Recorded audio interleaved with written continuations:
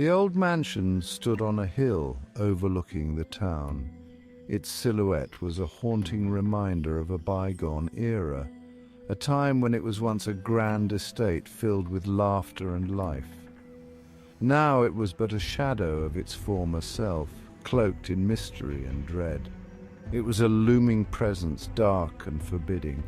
The mansion's windows, like hollow eyes, seemed to watch over the town, instilling a sense of unease in anyone who dared to look its way. The overgrown weeds and decaying facade only added to its menacing aura. Locals whispered tales about it, calling it Blackwood Manor. The name itself carried a weight of fear and superstition. Stories of strange occurrences and ghostly apparitions were passed down through generations, each tale more chilling than the last. They said it was cursed, a place where the boundary between the living and the dead was thin, where spirits roamed freely and where the air was thick with an otherworldly presence. The curse was said to have begun with the original owner, a reclusive figure whose dark practices left a stain on the mansion. The stories spoke of a mirror, an antique, ornate mirror that was said to hold the key to the mansion's dark secrets. It was no ordinary mirror, but one that seemed to have a life of its own, reflecting not just the physical world, but the spiritual one as well. A mirror with a dark and terrible power. It was said that those who gazed into it for too long would see more than just their reflection. They would see visions of the past, glimpses of the future, and sometimes the faces of the damned. It was said to steal souls. The mirror was believed to be a portal to another realm, a place where lost souls were trapped for eternity. Those who fell under its spell were never seen again, their souls consumed by the mirror's insatiable hunger. No one dared to go near the mansion, not anymore. The path leading to it was overgrown and forgotten, a testament to the fear it inspired. Even the bravest of souls would think twice before venturing close, for the risk was too great. The last family who lived there disappeared without a trace. Their belongings were left behind as if they had vanished in the middle of their daily lives.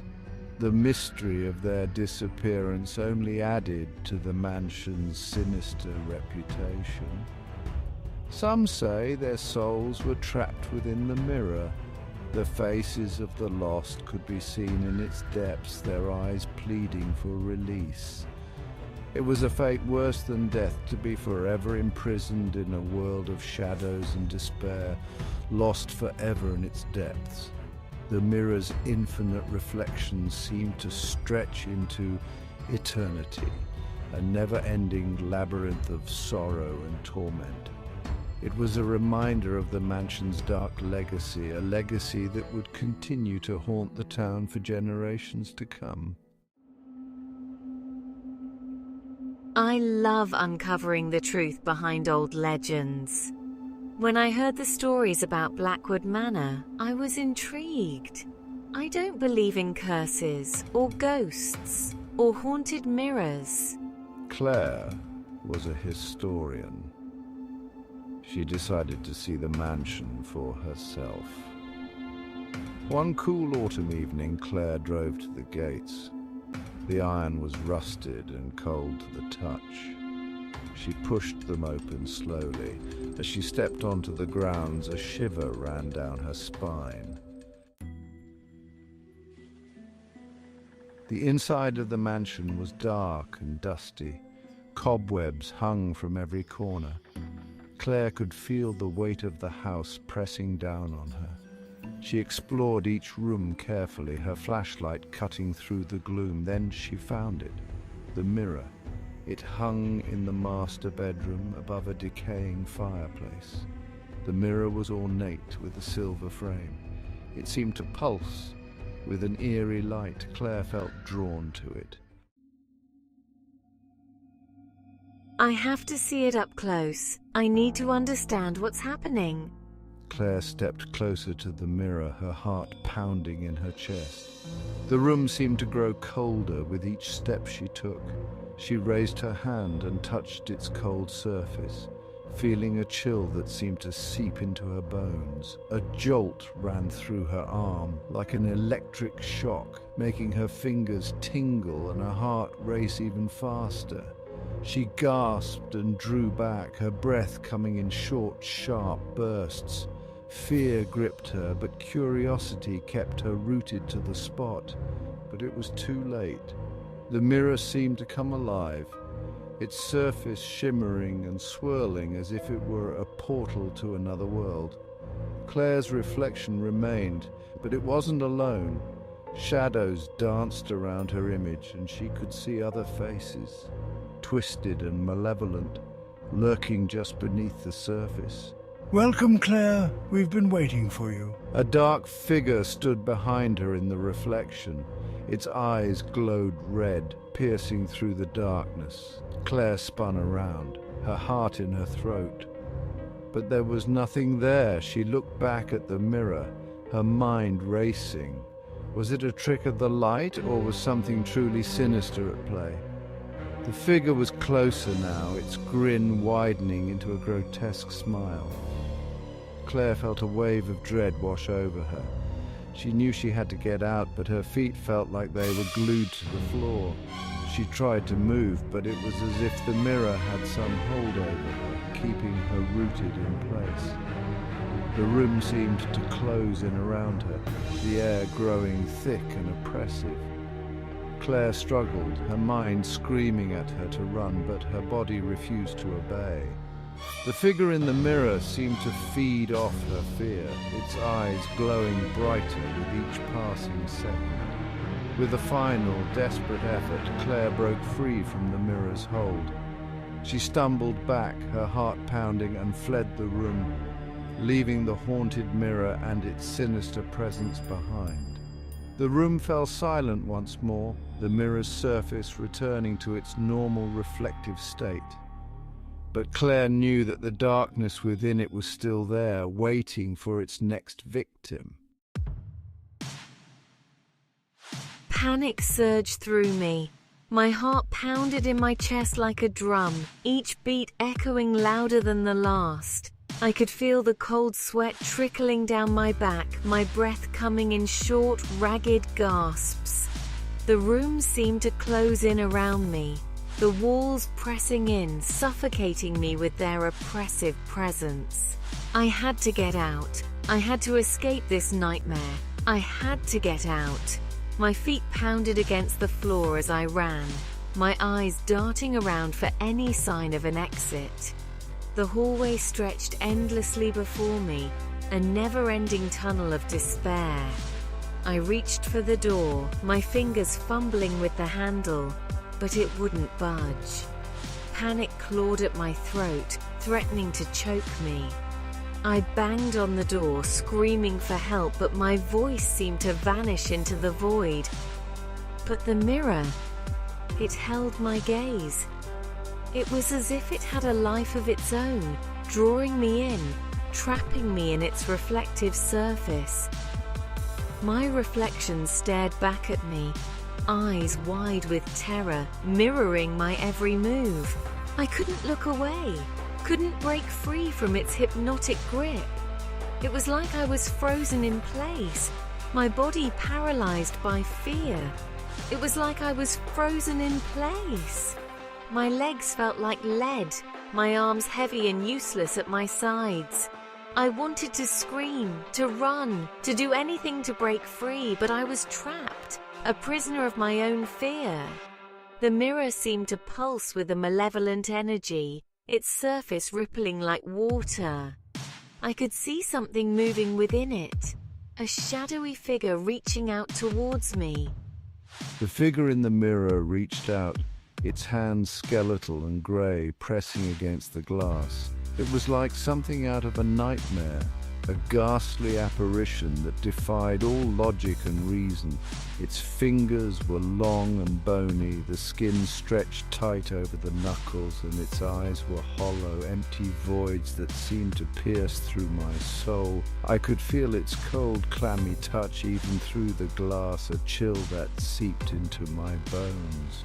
Claire screamed. Her voice was a raw, primal sound filled with pure, unadulterated terror.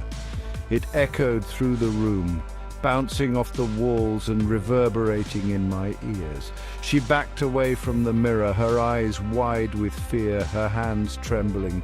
She knew she had to do something, anything, to break free from the mirror's grip. She grabbed a heavy candlestick from the mantel and hurled it at the mirror with all her might. The mirror shattered. The sound was deafening. A sharp, piercing noise that seemed to cut through the air. Shards of glass flew everywhere, glittering like deadly diamonds in the dim light. The mirror's surface cracked and splintered, the image of the skeletal hand dissolving into 1,000 pieces. Shards of glass flew everywhere. They caught the light as they spun through the air, creating a dazzling, deadly display. Some of the pieces embedded themselves in the walls. Others fell to the floor with a soft tinkling sound. Claire shielded her face with her arms, feeling the sharp sting of the glass as it cut into her skin. She felt a sharp pain in her arm, but she didn't care. She had to escape. Claire felt a sharp pain in her arm, but she didn't care. She had to escape. She looked towards the exit with determination, her eyes blazing with a fierce resolve. She knew she couldn't let the mirror trap her again. She had to get out, had to find a way to break free from this nightmare. She ran towards the door, her heart pounding in her chest, her breath coming in short, ragged gasps. She shouted, "No!" as she reached for the handle, her voice filled with desperation and fear. She had to escape. She had to survive. The nightmare wasn't over yet, but she was determined to fight, to find a way out, no matter what it took. I ran. I didn't stop running until I was out of the mansion and back in my car. I slammed the door shut and locked it, taking deep breaths to calm my racing heart. She looked back at the mansion. It loomed in the darkness. But something was different. The windows were glowing. An eerie red light pulsed from within. Then, just as quickly as it started, it was gone. Claire didn't waste any time. She started the car and sped away. The next morning, news spread through the town like wildfire. Blackwood Manor had burned to the ground. No one knew how the fire started. Some said it was lightning.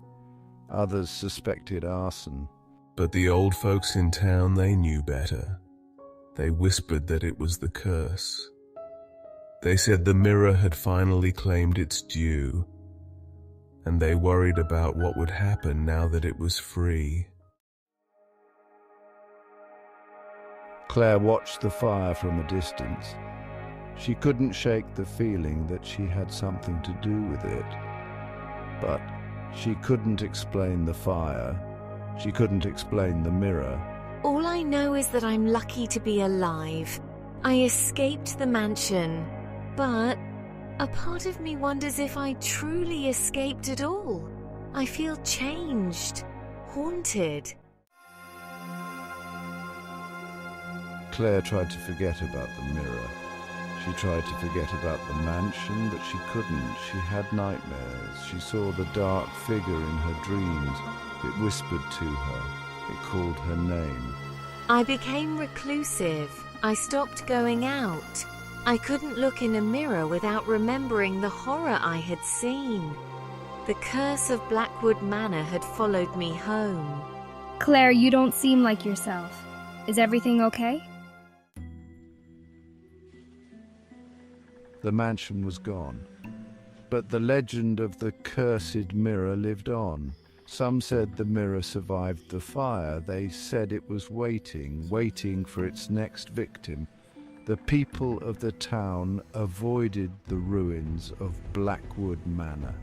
They knew that some things are best left undisturbed. They knew that some curses never truly die. If you ever find yourself near the ruins of Blackwood Manor, be careful. Don't let your curiosity get the better of you. And whatever you do, don't look into any mirrors. You never know what might be looking back. The curse of the mirror is real, and it's waiting. Trust me, some things are better left alone. Stay away from the mirrors. The curse of the mirror is real, and it's waiting.